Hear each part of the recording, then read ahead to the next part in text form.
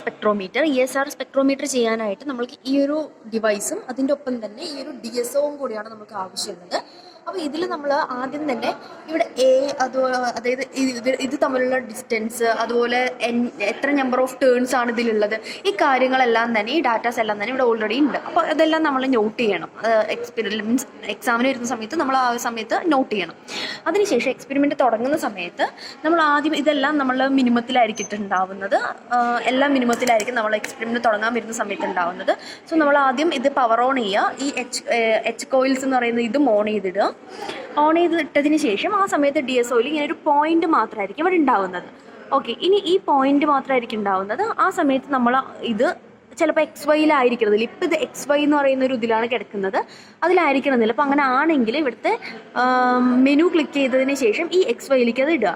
ഇട്ടതിന് ശേഷം ഈ രണ്ട് പ്രോബ് എടുത്തിട്ട് ഇവിടെയുള്ള എക്സിനെ കറക്റ്റ് ഇതിലേക്കുള്ള എക്സിലേക്കും അതുപോലെ ഇവിടെയുള്ള വൈനെ കറക്റ്റ് ഇതിലേക്കുള്ള വൈയിലേക്കും നമ്മൾ കണക്ട് ചെയ്യണം.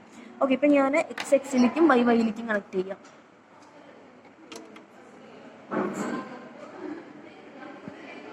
ഓക്കെ, ഇങ്ങനെ നമ്മൾ XXയിലേക്കും YYയിലേക്കും കണക്ട് ചെയ്യുമ്പോൾ ഇങ്ങനെ ഒരു വര വരും.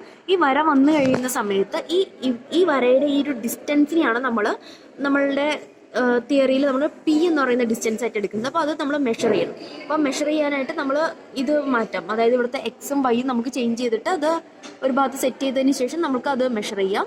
അപ്പോൾ ഇത് 1 യൂണിറ്റ് ആണ്, ദെൻ 2 യൂണിറ്റ് 3 യൂണിറ്റ് അങ്ങനെയാണ് വരുന്നത്. ഇത് സെറ്റ് ചെയ്തതിന് ശേഷം നമ്മൾക്ക് ചെയ്യേണ്ടത് ഇവിടെ നമ്മൾ റാൻഡം ആയിട്ടുള്ളൊരു കറണ്ടിലേക്ക് നമ്മൾ ഇതിടണം. ഇപ്പോൾ ഒരു 158ലേക്കാണ് ഇപ്പോൾ തൽക്കാലം ഇട്ടിരിക്കുന്നത്. ഇപ്പോൾ 158 ആവണമെന്ന് നിർബന്ധമൊന്നുമില്ല. ഏതെങ്കിലും ഒരു റാൻഡം കറണ്ടിൽ നമ്മൾ ഇടുന്നു. ഇട്ടതിന് ശേഷം ഇവിടുത്തെ ഫ്രീക്വൻസി നമ്മൾ സെറ്റ് ചെയ്യണം. ഓക്കെ, ഫ്രീക്വൻസി മാറ്റണം. ഓക്കെ,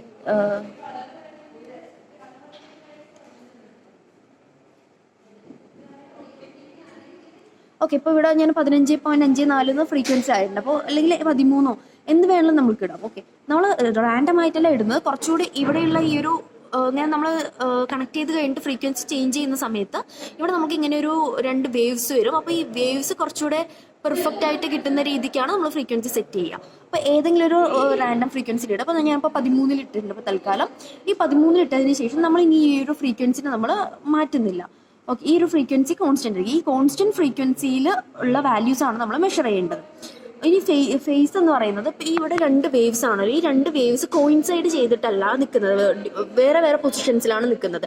ഇവിടെയുള്ള ആ ഫേസ് എന്ന് പറയുന്ന ഒരു ബട്ടൺ, ഈ ഒരു സാധനം ചേഞ്ച് ചെയ്ത് കഴിയുന്ന സമയത്ത് ഈ ഒരു വേവ്സ് രണ്ടും തമ്മിൽ എന്ത് ചെയ്യും, കോയിൻസൈഡ് ചെയ്യാനായിട്ട് തുടങ്ങും. ഓക്കെ, അങ്ങനെ കോയിൻസൈഡ് ചെയ്തിട്ട് നമ്മൾ അതിനെ പെർഫെക്റ്റ് ആയിട്ട് കോയിൻസൈഡ് ചെയ്യണം. ആ പെർഫെക്റ്റ് ആയിട്ട് കോയിൻസൈഡ് ചെയ്ത വാല്യൂ ആണ് നമ്മൾ ശരിക്കും എടുക്കുന്നത്. അപ്പോൾ ഞാനിപ്പോൾ ഇവിടുന്ന് ഫ്രീക്വൻസി കോൺസ്റ്റൻ്റ് ആയിട്ട് സെറ്റ് ചെയ്തിട്ടുണ്ട്. ഇനി നമ്മൾ ഫേസ് ചേഞ്ച് ചെയ്തിട്ട് നമ്മളതിനെ ഒരുമിച്ച് കൊണ്ടുവരുന്നതാണ്. അപ്പോൾ ഒരുമിച്ച് കൊണ്ടുവന്ന് അത് കറക്റ്റ് ഒരു M എന്ന് പറയുന്ന ഒരു ഷേപ്പിൽ നിൽക്കുന്ന ഒരു പൊസിഷനിൽ സെറ്റ് ചെയ്യുക. സെറ്റ് ചെയ്തതിന് ശേഷം നമുക്കിവിടെ X വാല്യൂസും Y വാല്യൂസും എല്ലാം മാറ്റാനായിട്ട് പറ്റും ഇവിടെ. ഇപ്പോൾ ഓക്കെ, എന്നിട്ട് ഇങ്ങനെ X വാല്യൂസും Y വാല്യൂസും സെറ്റ് ചെയ്തതിന് ശേഷം ഈ 2 പീക്കുകൾ തമ്മിലുള്ള ഡിസ്റ്റൻസ് ആണ് നമ്മൾ മെഷർ ചെയ്യുന്നത്. ഓക്കെ, അത് മെഷർ ചെയ്യുന്നതിൻ്റെ മുൻപ് നമ്മൾ എന്ത് ചെയ്യും, ഇതിൻ്റെ അടുത്ത ഈ മില്ലിയാമീറ്റർ മാറ്റി വീണ്ടും 0യിൽ കിട്ടും. ഇട്ടതിന് ശേഷം ഒരു പർട്ടിക്കുലർ വാല്യൂയിൽ കിട്ടും. അപ്പോൾ 103, അതായത് ഇപ്പോൾ ഇവിടെ 103 ആണ് കറണ്ട് വരുന്നത്. അപ്പോൾ ഈ ഒരു കറണ്ടിൽ ഈ പീക്കുകൾ തമ്മിലുള്ള ഡിസ്റ്റൻസ് എത്രയാണ് അത് നമ്മൾ മെഷർ ചെയ്യും.